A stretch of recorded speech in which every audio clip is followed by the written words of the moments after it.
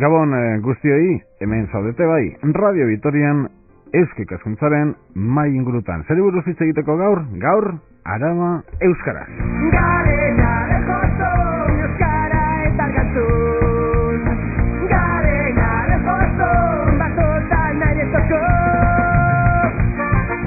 Araba Euskarazen inguruan mintzatuko gara eta horretarako 3 lagun ditugu geurekin gaur.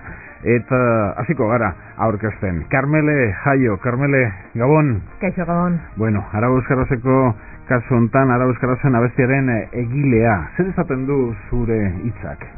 Bueno, laburbilduz, hitzak esaten du herria eta hizkuntza batuta joan behar direla, ez? Hau da, hizkuntzari gabe ez dagoela herririk, eta zentzu horretan jostun hitza leloak ematen duen jostun horrekin jolastunak izanez, josi egin behar direla herria eta hizkuntza.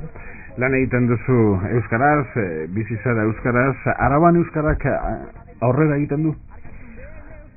Orain dela urte asko egoerarekin konparatuz, nik uste du baietz. Hau da, nik gogoratzen dut txikitan amarekin euskaraz hitz egin kalean, eta gauza arraroa zala, ez? Eta gaur egun gauza oso normala. Dena den ezin gara konformatu ez da gutxiagorik ere, ez? Bultzada handia behar du hizkuntza gure herrialde honetan. Geurekin ere dugu Ekaitz Lotina, Ekaitz Argantzungo ikastolaren zuzendaria da. Ekaitz, Gabon. Gabon, bai. Eta Trebiñon zenbat euskaldun zarete? Bueno, asko ez domen gara, baina gero eta gehiago. Eta Karmelek aipatu duen hildotik ere, Argantzunen eta Trebiñon euskara entzutean normalizatzen ari da hori, ez? Eta hori bada nik uste ikastolarekin loturiko zerbait, badago jende bat horregunero lanian dagoena, eta hango kaletan ere euskara entzuten ari da. Eta lehen arraroa zen hori, gaur egun ja ez da bat ere arraroa, ez? Argantzunen Trebiño horrian baino gehiago? Batzuk baiet esate dute, baina nik ez dut polemekai sortuko. Bi udalerri dira, Trebiño udalerria eta Argantzunekua. Bueno, nola dagoen kasu hontan ikastola? Zenbat urtera arte ematen duzuen irakaskuntza, ze mailatan zaudeten, eta etorkizunari begira ze proiektua dituzuen? Bueno, gure ikastola aurre hezkuntzako ikastola da, aurri txikinak urtebete dauka, eta zarrenak 6 urtebeteko ditu, eta hori da momentuz proiektua hor geratuko da momentuz. Gure helburuak, etorkizunera begira, euskara indartzen joatia, eta bertako aurrei momentuz, euskaraz aritzeko, eta euskara ezagutzeko, eta euskaraz gozatzeko aukera ematea da, eta hori da hildo nagusia, ez? Eta orain arte eduki ez duten aukera bat ematea, eta euskararen normalizazio prozesu horretan, aurrera pausuak ematen joatia, ez? Bigarren hezkuntza ikasteko aukerarik dago Trebiñon erdaraz, ala ez? Bigarren hezkuntza 12 urtetik aurrera nahi zuzan? Bai. Ni dakidanik ez. Trebiñon orain arte existituen bakarra lehen hezkuntza eta aurre hezkuntza izan dira, eta eredua ere ez da hori. Osea, euskara ez da existitzen, orain arte, eta euskara eskola zanpoko ekintza bezala bakarrik agertu da. Orduan, hor daudenak ikasten erdara hutsean eta lehen hezkuntzara arte, ni dakidan ez dintzen. Araba Euskarazek badu bere koordinatzailea, eta lan horretan dabil azkenengo urtetan Angel Olalde. Angel, Gabon. Gabon, bai. Gogoratzen dut, orain dela urte batzuk oso Araba Euskaraz polita izan zala Argantzunen. Bertan, ari zinen lanean edo nun zeunden orduan? Orduan egon nintzen, itzerdi patxetan, baina antxe erreka ondoan, botata eta gozatzen. Eta horten aldiz ez dut uste aukera hori emango didatenik. Leku polita da, Araba Euskaraz bat antolatzeko, herria, zubia, ibaia. Bai, polita da, baina era berean bere gauzak baditu, ez? Zubi bakarra egonda horrek oztopa sortze ditu, jende guztia zeharkatu behar du zubia, eta oso polita da zubia, baina eta ez dugu ezagun aguantatzea horren beste jende, ez? Baina hori ere kontuan hartzekoa da, eta dena dela zoragarria da, eta natura zeren gozatzeko aukera emateu. Ze kezkatzen zaitu gehien, egun horretarako? Bueno, azken moda honetan eguraldiak ez du laguntzen bereziki, eta bereziki asteburutan, ez? Eta hori da kezka nagusietako bat. Baina gero bestetik pozgarria da bertako jendearen erantzuna, ilusioa eta gogoa, eta nik uste dut horrek dana gainditzeko parada emango digula. Zertarako behar ditugu oraindik ere horrelako festak, Karmele? Bueno, behar ditugu oraindik lehen esan bezala egoera estelako normalizatua, ez? Eta oraindik ere leku batzuetan eta bereziki Trebiñoren kasuan bultzada berezi bat behar duelako euskarak, ez? Orain arte lortu dena ez da lortu ez du euskarak berak bakarrik lortu, hau da, norbait egonda horratzean bultzaka, ez? Jende asko, gainera jende ez ezaguna, eta anonimo asko, ez? Bultzaka, eta honelako festetan eta lan egiten duen jendea horrelako jendea da, ez? Pentsa zenbat burua uste eta zenbat buruko mine pasatzen dituzte olako festa bat antolatzeko, ez? Garrantzitsua da, nik uste dut, horregatik, eta ere nik bebai umeak eta nola implikatzen diren honelako jai bat antolatzen, ez? Gure ikastolako jaia da, arro sentitzen dira euren ikastolako jai izan da, ez dakit, sentimendu hori ere lantzen da, ez? Zoro puntu bat ez dakit ez badaukagu euskaldunok, kotxillarak, aparkalekua, lekua bilatzeko, gero euria egiten baldin badu euria, bero egiten baldin badu bero, jende pilo bat, bertara joan eta gainera oinez ospatu, ez gara pizkatze zoro. Esan gogoratzen naiz behin batean katalan batek esaten zidala, ez dut ulertzen, ez egiten duzue, leku batera joan, jende pilo bat eta hasi biltzen. Bai, hasi biltzen eta euskaraz egiten, ez? Hori da importantena, eta bueno, zoro ez dakit, denok ikusten dugu euskarak laguntza, bueno, eta bultzada behar dula, ez? Eta orduan, bueno, aukerak agertzen direnean aprobetxatu egiten ditugu. Egia esan da, nik uste jai hauek behar dutela beste buelta bat, eta bueno, berrikuntzak ere sartu beharko direla, eta helduko da momentu. Horri buruz hitz egingo dugu berehala. Karmelek esaten zuena, suposatzen dute bizi izaten ari zaretela baintxe bertan, Argantxunen ilusio hori, umea, jendia etorriko da, prestatu behar dugu bestia, kontatu pizkandola bizi ari dena oraintxe bertan ikastolan. Bueno, hasiera batean kontua etzen oso bero, baina bai, orain hurbiltzen ari da neurrian, jendeak, bai gurasoak eta, bueno, irakasleak hasiera-hasieratikan eta aurrak ere, bestia heltzearekin batera ere, bueno, kristona arrakasta izan duan eta aur guztiek badakite, bueno, ez dakite baino ari dira imaginatzen ze izan daiteken da euskaraz bat, dakiten, bueno, gehien interesatzen zaina da perritxe eta porri zela, eta, bueno, ez dute oso ondo imaginatzen, baina badaukate ilusio punto bat, eta, bueno, abestiaren letra ere iaia denek ikasi dute, naiz da 3 urte izan, eta maila hortan ilusioa ja somatzen ari da horrez. Hasierako, bueno, hasieran oso horren ikusten zan zerbait zen, baina bueno, ikusten ari da pixkanaka jende guztiaren implikazioa eta ilusio puntu hori, ez? Herriko jendia eta galdezka, ber zein bardan, zer ezan egin behar, eta bueno, ez bakarrik herrikoak, baizik eta ingurukoak ere, ez? Zuek ilegala zarete Trebiñon, Burgosen? Nik uste alegala garela. Alegalak esango nukenik, bai, hor gaude. Baina Burgoseko hezkuntza zailarekin hitz egin behar duzu, ala hori konpontzen duzue? Hor ez dago harremanik horiekin. Ez dago harremanik, ez digu, bueno, elkarriko urruntasun badagor, eta nork ematen ditu paperak esan ez, bai, hemen ikasitako umeek, bete beharreko gauza guztiak egin dituzte, gainditzeko. Hori nik uste badela aurre hezkuntzan geratzearen arrazoi bat, ez? Gero lehen hezkuntzatik aurrera hor gauzoieko asko komplikatzen dialako, ez?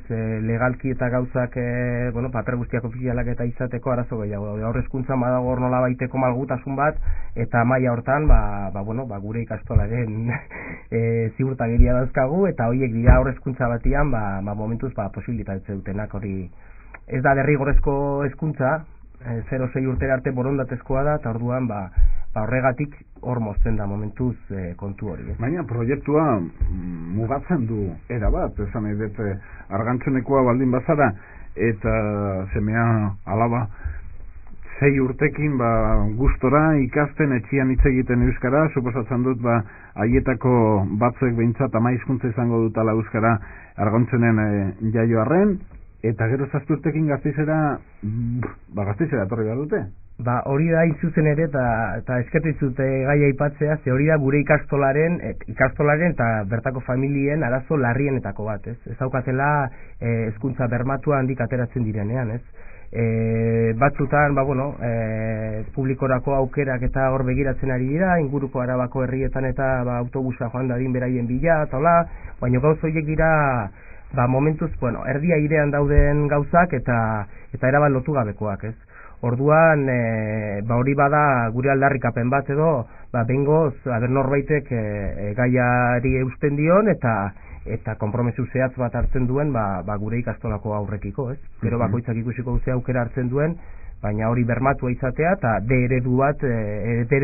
benetako eredu batean jarraitzeko aukera izatea, nahiz eta orain ereduak eta desagertaraziko dituzten, eta hor ere...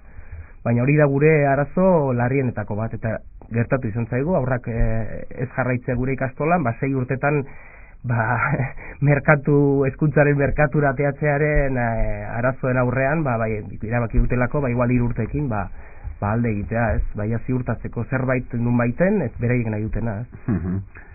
Lotxagarria, egoera hori. 15 kilometrotara Gasteiztik gertu, eta goratzen ez orain dela gutxi Trebinorekin hizketan galdetu nion bertan daukagun korrespontsalari, noiz ospatzen duzue zuek Burgoseko jaia, noiz da patroia, etxekien. Ez gu ospatzen dugu San Prudentzio, baina jaia hartzen duzue, bai, inork ez du lanik egiten. Bizia da Trebinoko egoera, eta kasontan ume hauentzako lotzagarria. Ekainak 17 izango da jaia, irakurri nahiko nuke, eta zaiatuko naiz irakurtzen ekainak 18an Norte de Castilla dibidez egunkaria. Ze titularrak egiten dituzte, esan ez dakiz ze jaia mota egin zen Nacho Treviñon Argantzunen. Bai, kontu horiek dexentetan aipatzen dituzte, eta etezkie bat ere gustatzen, eta segurazki zerbait esango dutela, hori ziur, eta ona segurazki ez da izango, ez? Agintariak, Burgoseko agintariak ez dituzue gonbidatuko, ez dago inolako harremanik? Nik naiz hortaz arduratzen, norbait gonbidatuko dituen, baina ez dituzten, oso pozik egongo dianik ara euskarazan ospatzearekin. Eta ez dakitze egingo duen Arabako Diputazioa, horatzen dut, orain dela urte batzuk Argantzunen ospatu zenian, ez zela izan diputatu nagusia, eta horrek ere sortu zituen diputazioa ordezkaritza izatea, sortu zituen bere eztabaidak, eta aurten ez dakit nola egongo diren, hauteskundeak direla eta ez dago argi zein izango den urrengo diputatu nagusia, baina bai horatzen naizela hori, metzela ordezkaritzarik izan Araba euskarazen Argantzunen ospatu zenian, eta asko kritikatu egin zuten hori. Angelek esaten zuen hori, jai hauei buelta bat eman behar zaiela, Karmele, nola ikusten duzu? Ez dakit azkenen urtetan joan egin zara, baina egia da, ez dakit, dana bezala, behar ditula bere aldaketak aurrerantzian ere indarra izateko. Bai, nik uste dena bezala, ez jaten duzun modura. Urtea pasatzen dira eta jendea ohitu egiten da, eta azkenean badako arrisku bat. Honelako egunak izatea, egun pasa bat, jai bat, baina askotan jende askorentzat inolako mezurik gabe, batzuentzat joango dira eguna pasatzera eta ez dira ia konturatuko izan leke nun dauden, ez? Lehen orain dela urte batzuk hauek sortu zirenean jai hauek beste gauza berri bat zen, eta jendeak igual buruan argiago zeukan nora zijoan, ez? Ez dakit, agian buelta bat eman behar zaio, ez dakit nola, noski asko pentsatu beharko dute antolatzaileek, eta baina bai, gertatzen da, eta ez dakit zenbaki aldetik eta ere estoan pixkat beruntz, ez?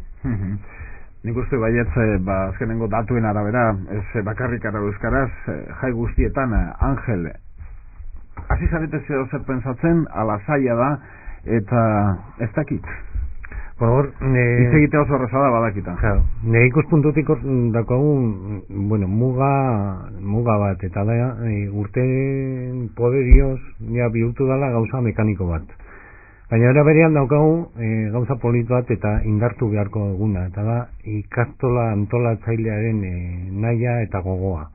Eta nik uste dut eman behar zaiela bestelako ikuspuntua edo bestelako indarra, beraiek ere antolatzeko beste era batera, herriari zuzendua eta herritik kanpora zer egiten den neurtuko duena. Ez da bakarrik herrian geratu behar jaia, nik uste dut aspaldi edo, bueno, duela urte gutxira arte egiten ziren aurreko ekitaldiak eta horiek berrezkuratu behar ditugula, jendearen parte hartzea beste era batera bideratu, eta benetan eguna izan dadila prozesu oso baten amaiera eta azken jaia non liberatuko dugun egindako urtean zehar egindako beste guztia.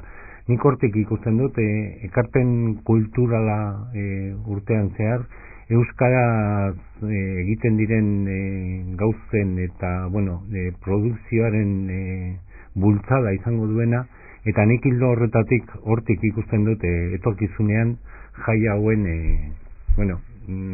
ez dakit zelan esan, baina horrantza joan behar dugu, eta gero elkarlana beharrezkoa da bai instituzioekin, kulturan dauden beste taldeekin, beste eremuko jendearekin ere, eta nik uste dut horretan Araban badugula zeregina eta benetan etorkizuna hortik ikusten dut, benetan denon parte hartzea eta euskarak horrela izango luke benetan bestelako proiektzioa. Badauka bere alde ona zalantzarik gabe, eta da ikustia, adibidez kasontan iriko jendia, demagun, labarkan adibidez, euskaraz egiten dala, lan polita egiten ari dala bertako ikastolan, eta normalean iriko jendiak pensatzen du, ikastola, eta bertarazoaz ikusten dituzu meak, ikusten duzu zelan etxe egiten duten, askotan irikuek baino hobeto, bere komunitate berezia egiten dutelako, eta ez dira hiruz palau, asko dira adibidez labarkan, hori ikusi beharrekoa da ere bai, ez? Ikusi beharrekoa, eta era berean beraiek ere ikusi behar dute kanpoan ere euskaraz egiten dela, eta benetan komunikaziorako hizkuntza dela, ez? Nik uste dut hor dagoela erronka, komunikazioa euskaraz egitea, eta horretan ere helduok badugu zeregin handia. Ezin dugu euskara umeen hizkuntza bihurtu. Pentsa, gogoratu zu umea zinenean. Ikusten baldin baduzu, entzuten baldin baduzu euskara bakarrik ikastolan, ala eskolan, ze pentsatuko zenuke. Hau da, ikasgai bat, beste ikasgai bat, erlegio, matematika eta euskara, que rollo. Ezean ez dute hitz egiten, dakiten arren, hau da, ikastolako kontua. Bai, umeen hizkuntza bihurtu da zentzu handi batean, esan bezala bezala, nik kontu txiki bat ezagutzen dut, bikote bat ume bat ekarri dutena adopzioan, eta egun batean berak, euskeraz egin diote lehen hasieratik umeari, baina, gurasoak berarekin euskeraz eta gurasoen artean erderaz. Eta heldu zan momentua, berak, konturatu zen, hau da, euskera da, umeen hizkuntza, umeekin hitz egiteko hizkuntza, eta bestea da, nagusien hizkuntza, ez? Hori oso arriskutsua da, ez? Ekaitz, zuzendaria zarela?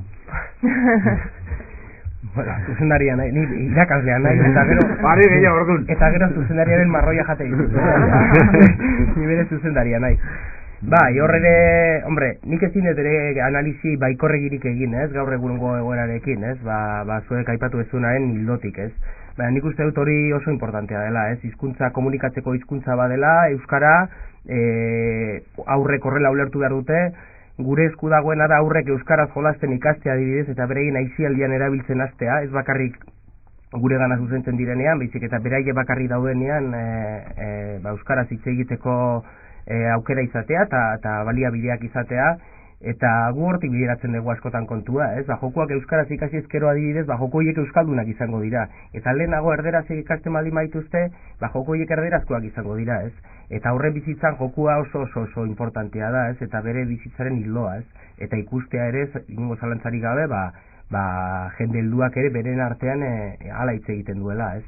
Eta nik uste hortik eragin behar dela. Nik uste helduon konpromezua dela gehien bat, aurrek ikusten dutena egiten dute askotan, eta jasotzen duten estimuluaren arabera jokatzen dute. Ez orduan, eredua eman da, euskara aurrera joango da, eta eredu erdaduna baldin badaude gurasoen partetik eta helduen harremanen partetik, hor hutsunea sortuko dira, nahi eta nahi ez. Ezin du pentsatu ere, Araban eta Argantzunen zehazki ere, ingurune euskaldunduko derik egun batetik bestera, baina nik uste hortan gurasoen jarrera nahiz da euskeraz ez jakin oso importantea dela, eta hori askotan esate gurasoei. Euskararekiko jarrera on batekin ere euskara bultzatzen dezu nahiz da ez jakin, edo lau hitz botata, edo aurrari galdetuta, edo maila hortan nik uste lan handia dago, eta jendea ez da kontziente ze puntoraino aprotatu ezaken maila horretan. Lortu duzu Argantzuneko plazara euskara ateratzea? Bueno, nik uste ez denbora guztia, baina, lehen baino askoz gehiago hitz egitea, hori zalantzari gabe. Ez da gure alegina bakarrik, dago horre beste jende bat euskararen kontua lantzen ari dena, gutxi solo elkartea, Argantzun eta Trebino zuan lanean dabilena, eta horiek ere, lan handia egiten ari dira. Kultura ekitaldiak eta omentzako ekitaldiak egiten dituzte, ez asteburu ero, baina askotan.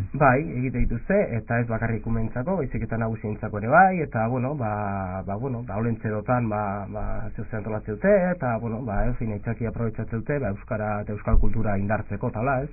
Eta gero maila pertsonalien ere, bere seme-alabekin euskara saiatzen dena, nahiz eta maila hundirik ez izan, horrek ere aportatzen du egunerokotasunean, eta nik uste nabaritzen ari dela. Atzo bertan ikastolako batekin hitz egiten, esan zian, Burgosetik etorritako guraso bikote bat, euskaraz ari zela bere semearekin, bare gauza esan zizkion, ez? Baina duela urte badatzu, pentsa ezin azan alako zerbait gertatzea, eta harren gertatzen ari da. Lan asko dago egiteko, baina, Trebino ezagutzen zenun? Gutxi. Ze impresio duzu?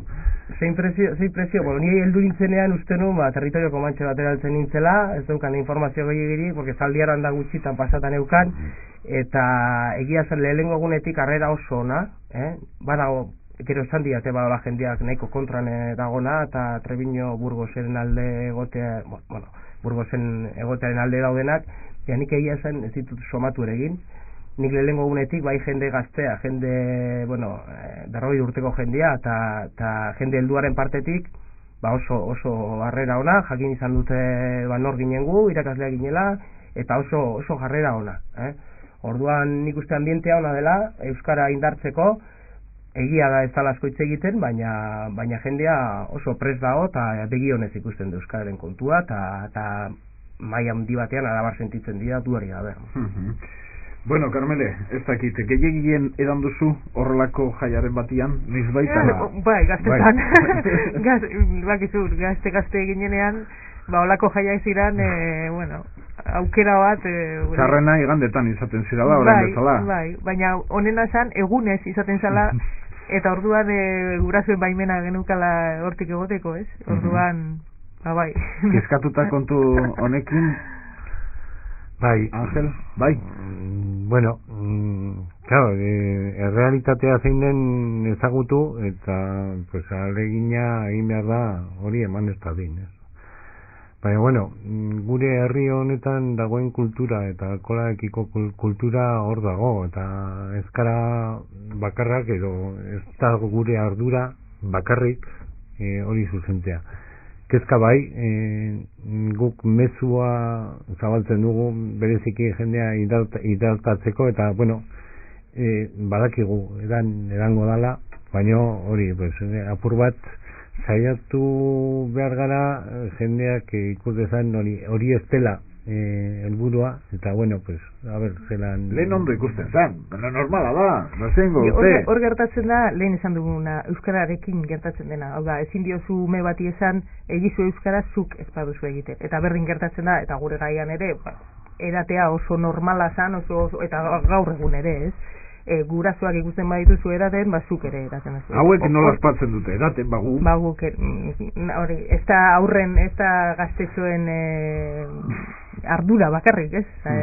Gurasoena eta pertsona nagusien ardura da, ez? Baina egin, mezu batzuk zabaltzen dituzue, ala... Bai, eta alkohol gogorra, bueno, de graduazio batetik gora ez da gongo txornatan, ez? Bueno, whisky eta horrelakoak. Hori, likoreak ez dira gongo, ez? Baina, esan dut horrekin ze konpontzen dugu, jendeak eramaten du gero botelloia, ez? Yeah. Ordan, bueno, hor dago kultura, baina kultura hori denon ardura da, eta denon artean aldatu edo aldatu, ez dakit zelan esan, ez? Neurtu, eta bueno, bideak jarri, mozkorraldiak gogorrak behintzat izan ez daitezen, eta behintzat jendeak bere osasuna, hori gauza polit bezala eta zaindu beharreko gauza dela, kultura hori zabaldu, nik uste dut hori bai eskolatan, bai bestelako eremuetan ere landu behar dela, ez? Azken finean osasunarekiko eta naturarekiko konpromisoa da. Eta beti edan daiteke, baina kontrolpean, ez? Dana bezala. Hori da. Bueno, eta erakusteko edan baino gauza gehiago egin daitezkela Argantxonen, ze bilbide edo ze gauza dituzue prestatuta, Angele, aurtenguan. Aber zer dagoen. Zenbat kilometrokoa izango da bilbidea edo nola ingo duzue? Aprobetxatuko duzue orain dela urte batzuk bezala ibaiak azantan esan nahi nuen? Bai, bueno, aurten aurrekoarekin aldeatuta bi ezberdintasun daude. Batetik herria bera hartu dugula, bueno, eta gune bat bertan kokatu dugula. Bi helburuarekin, batetik herriak ikus dezan hori bueno, jendea eta euskararen erabilera, eta bigarrenik 2001an egin zenean Araguzkaraz, han esan zen ikastola berri bat eraikitzeko erabiliko zela. Partzela, zegoen, ez da? Hori da, orain badago ikastola eta jendeak ikusi behar du orduan egindako aportazioa, ekarpena, eta, bueno, Araguzkarazen planteatutako helburuetako bat bete egin dela, ez? Eta gero bestetik, erreka pasata, horre lehen komentatu duguna, oso inguru polita da, kendu dugu aurrekoan egon zen oso urrun ustez, egon zen gune bat kendu egin dugu eta laburtu egin dugu 4 kilometroko ibilbidea da, baina oso konzentratuta era berean, jendeak leku batetik bestera pasatzeko aukera izan dezan, eta bueno, errekaren inguruan itzala eta bueno, apur bat hori guztia aprobetzatzeko. Bigarrena, leku edarra da, erreka pirritxe eta porrotxe egongo diren lekuan, hor egon daiteke lasai asko, ez da asko ibili behar, ume txiki-txikiekin baldin bazoazte edo, eta benetan leku edarra dala. Aparkatzeko arazorik ez, orain, ez dakit, nazional bat berriarekin, behintzatan geratu da errepide bat, eta ez dakit horra aparkaleku berezi bat egin daiteke nazional bat zarrian. Bai, bueno, hori da erabiliko dugun aparkaleku bat. Izan ere, bueno, asfaltoa da, horrek ziurtasuna ematen digu, eta aprobetxatuko dugu karril bat alde bakoitzean kotxeak aparkatzeko. Nazional bat zarra? Hori da. Horrek ja kentzen digu burua uste bat baino gehiago. Eta gero bestetik aurrekusi dira beste aparkalekua soroetan, eta horiek erabiliko ditugu behar izatekotan. Nahiago dugu hori lehenengo asfaltoan, ez? Eta gero autobusetako ere badaude aparkalekuak asfaltoan, eta oso garrantzitsua izango dana da trena. Gazteiztik tren bereziak egongo dira. Modurik onena.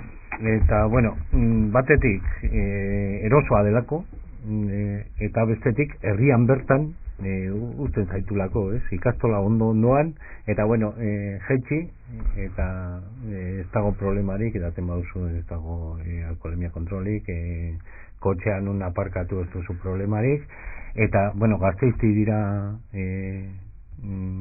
tren hori guztiak, eta goizetik ezita, orduan nahi dunak izango aukera joateko inolako problemari gabe. Eta ekitaldien artean zeintzuk nabarmenduko zenituzke? Pues nik horretan beti entzuten du gauza bera, eta egia, osea, uste dut ezin dala nabarmendu bat bera, ez? Egitaragoa prestatzen... Hombre, niumentzako esango nizuke perretxetako rotu. Zarentzari gabe, ja, kaitzek aipatu dut, eta Egia da, dira izarrak, umentzako. Daude pirritxe eta porrotx, dago musika, betagarri bukaeran, tapia eta beturia, esan ez, baina azken finean egitaroa prestatzen aditu direnak, ibili dira, nor etorriko den eta berarentzako zer presta dezakedan, ez? Orduan, umeak, gazteak, helduak ere joango dira, eta karo, hoiek lekula zeia behar dute, ez dakiz zer, eta ibili dira urte osoan zer prestatu, nola prestatu, eta orain, nabarmendu bat, pues, beraiek egindako lana eskertzeko modu bada, dana dala bat, eta denuntzako ongo dala zeusa. Noren ideia izan zen, betagarriri ezatia abesti bat prestatzeko eta Karmele Jaiori hitza egiteko. Ekaitzena? Ez.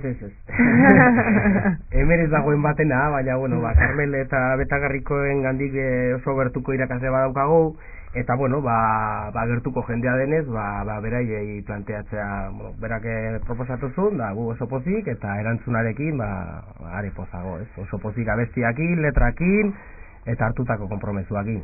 Orduan... Karmelek ezagutzen zituen betagarrikoak, kaso horretan etzen aurkezpenik egin behar, erreza da, horrelako gauza bat egitea, ala ez, ala... Bueno, lehenengo esan dut, enkargu polita dala, gauza polit bat dala, ez, arago euskarazeko abestia egitea edo letra egitea, gauza polita dela.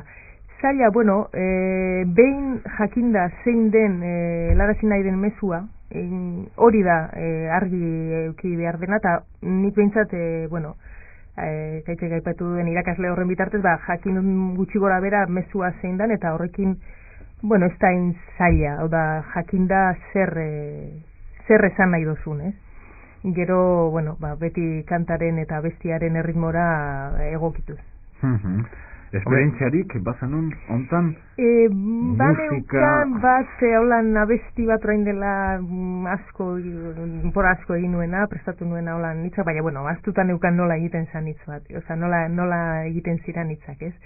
Baina, bueno, esan bezala, musika entzun da, eta... Entzun behar da musika. Nik banituen ideia batzuk, esaldi batzuk, gauza batzuk solte, baina nik musika entzun gabe ezin nuen prestatu, ez du ezetarako balio, azkenean espada ondo sartzen musikarekin, zaila da, ez? Eta banituen ideia horiek idatzita, eta itxaro nuen pixka eta bestia prestatuta euki arte, gutxi gora bera, eta, bueno, gero moldatu genuen hitza bestiaren alakora, ez? Eta, bueno, oso errez entzuten den abestia dela, uste dut, oso errez buruan geratzen dena ere, nik prestatzen nengoen bitartean gero kalera irten, eta abestia buruan zaten izan kalera, ez da, lehoztun kaletik, erosketak egiten. Oso errez geratzen da buruan. Eta honelako jai batentzako, honek uste horrelako kanta bat behar dela, ez? Egia esan da, betagarrien atzetik ez da lehenengo bidez, baina oso, claro, taldea ibiltzen da leku batetik bestera eta zaila izaten da. Eta iaz, hemen Armentian egin zenean, batek komentatu zuen, datorren urtean Argantzunen da, eta estutu, orain da aukera, benetako aukera, eta errezago izango da. Urte bete lehenago.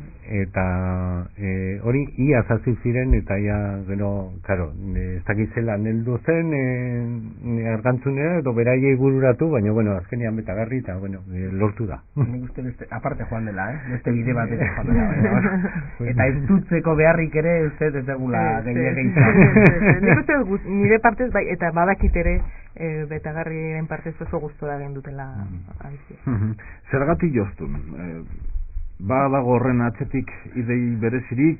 Bai, bueno, leloan bertan, leloa garenaren joztun izan da, nik uste oso bizuala dela jostearen ideia hori, ez? Aditz hori erabiltzea, josi, batu, ez? Herriak behar du hizkuntza, lehen izan dudana, ez? Eta jostun gu gara, edo buentzat gu, edo euskararen alde lan egiten duena, ikastolan lan egiten duena, horiek dira jostunak, ez? Benetako jostunak. Nik uste dut oso indartsua dela ideia hori, jostunarena. Bueno, badana prez, bueno, horrendikan, azkenengo momentura arte beti detaileak izaten dira, eta hor urduriak, eta falta da ez dakizer, eta ez dakizen jende sartzen ari dan, ez dakin nondik, hortik ez, horrelako izaten da.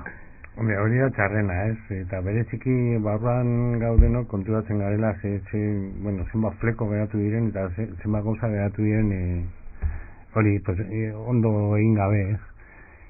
Eskerrak jendeari joaten dela ilusioz eta paso egiten dula gainetik, ez? Eta benetan, pues, barkatu egiten dituela horiek. Eta nik hori, bueno, azpimarratu nahi dut, ez? Jendea, joaten den jendea, bueno, goza bada eta eskertzekoa. Egon zara Gasteizen, egon zara Bastidan, egon zara Oionen ez oraindik. Amurrion, Bastida, Amurrio, Gasteiz, Argantzun. Adino honekin ez dakitzen. Herriri txikiena momentuz Argantzun. Ez dakit horretarako zailtasun berezi batzuk ematen dituna, beste abantaiak. Zailtasunak bai, jende gutxi dago, eta laguntza beharrezkoa da, beste inon baino gehiago. Eta, bueno, pues, beraiek badira kontziente. Hasieratik esan dut ilusio handiz eta gogo handiz ari dira, baina, claro, beharrezkoa da kanpokoen laguntza. Eta jasotzen ari da, eta eskertzekoa da, baina hala ere, baten bat animatzen bada, ez izan zaluntzarik, eta asteazkenean hasiko gara muntaian, agar dadila, eta emango diogu lana. Eta gero iganderako denok Argantzunera, eta trena erabili, bezez. Gero eta zailagoa izaten da laguntza izatea, bizi garen gizarte honetan bakoitza bere bidetik doa eta ematen du zeozer egiteagatik beti zeozer jaso behar dugula eta dirua bada hobe. Bueno, hori gertatzen da, gero eta zailago ez dakit nik zelan esan, nahiko pelma gara jendea eskatzen, eta nik uste dut oraindik euskarak baduela bere lokarria, eta bueno, jendeak sentitzen du halako jaiak beharrezkoa direla, eta Argantzunen are gehiago, hori garbi dago, hor daude oztopo guztiak eta horiek gainditu behar dira, eta bueno, jendearen laguntzarekin uste dute gaindituko dugula denon artean. Bukatzear gaude Karmelek joan behar dula eta horrela guztiok goaz eta aprobetsatzen dugu. Esan nahi dut bukatzeko ze behar du euskarak Araban? Ze behar du gure seme-alaben etorkizuna erabat euskalduna izateko? Bueno, konpromesua, nik uste, konpromesu alde guztietatik, instituzioetatik, eta pertsona guztiengatik. Askotan ere eskatzen diegu erakundei hainbat gauza eta guk ez ditugu egiten, ez? Behar du konpromisoa, egunero hizkuntza hori komunikaziorako erabili, eta horrela egiten da. Horrela josten da hizkuntza bat herri batera. Eta gero bestetik nik uste euskara lehenetxea izan behar dula. Orain, zoritxarrez, uste dute hainbat arlotan bigarren hizkuntza bezala hartzen dela, eta euskara gure lehen hizkuntza da. Eta hori hartu behar da instituzioetatik eta azken etxean ere hori jakin behar dugu hori bideratzen. Eta momentu horretan, benetan, euskarak azkarrago egingo du aurrera. Orain, jendearen lanari eskerari da, eta benetan eskertzekoa da, baina beste laguntzak ere beharrezkoa dira. Ekaitz? Ni Karmelek aipatu denen hildotik, eta Angelekin ere oso adoz, ez? Ni norberaren konpromesoa oso importantea da, norberak erabiltzea, esparru ezberdinetan, eta baita ere dudarik gabe dirua kontrolatzen dutenen laguntza ere behar da, eta administratzen dutenen laguntza, eta bai hortan Trebiñoko behi tokatzen zaigu pairatzea, deklaraziotan da askotan kriston baieztapen borobilak botatzea, eta gero benetako laguntza heltzeko kriston komeriak ikustia, ez? Eta orduan hitzetatik ekintzetara pasatzea behingoz, eta euneko eunean. Ikastola hau eta beste batzuk aurrera egingo badute, eta beraz euskarak aurrera egingo badu, benetako konpromezuen eskuti joango da, ez? Bestela, zailtasun askoz gehiago egongo dira, eta traba gehiago, ez? Orduan guztion hitzez gain, benetako konpromezu bat.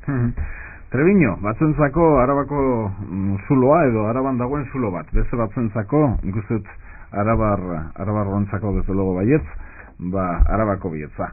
Orduan, sorte hon, batez ere egun horretan oso urduri egongo zareten Ekaitz eta Angeli eta Karmele, jarraitu beharko duzu erosketa egiten eta besten, ea jendea hartzen duen hitza, eta ez da abesti bat horre gelditzen dela egun batzutan irratian eta bar, ez? Baizik eta gelditzen dela betirako, edo behintzat gure hemerotekan behinta berriz erabiltzeko. Kaso hontan fonotekan hobeto esan da. Carmela Jaio, eskerrik asko. Angel Alalde eta Ekaitz Lotina hiruei. Esandakoa. Eskerrik asko zuei. Vale. Eta aupa, denok argantzunera. Euskara eta argantzun, garena refozun, batotan nahi toko.